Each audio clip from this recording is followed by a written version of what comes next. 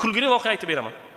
Zamonasida tijoratchilarda savdo yurishmaganidan keyin ular bir guruh tijoratchilar o'ylab jannatni sotamiz deb e'lon chiqargan ekanlar. Bu yolg'on aslida. 1 kvadrat metri falon pul. Odamlar kelib katta pullarga kimdir 10 sotik, kimdir 100 kvadrat, kimdir undan ham kattaroq, kimdir imkoniyati ko'plari katta joylar sotib olamiz degan ma'noda pullar keltirib berib bir hujjat olib ketishayotgan ekan. Senga falon qancha, senga falon qancha, senga falon qancha. Bu gapni eshitgan bir majnun, aqli zaif deymiz bunday odamlarni. Aslida unday odamlar juda aqli raso bo'lishadi. Kelib, meni jannatni sotib olishlikka pulim yetmaydi. Lekin qo'limda bitta $10 bor. Meni shu pulimga do'zaxni ham sotasizlarmi degan ekan.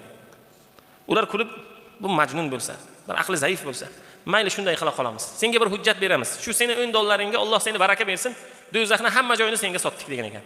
Hujjat ham qilib berasizlarmi? Ha, hujjat ham qilib beramiz deb bir narsa qo'liga yozib ham bergan ekan. U majnun ko'chaga chiqib odamlarga aytgan ekan, endi jannatni sotib olmanglar. Do'zaxni hammasini men sotib oldim.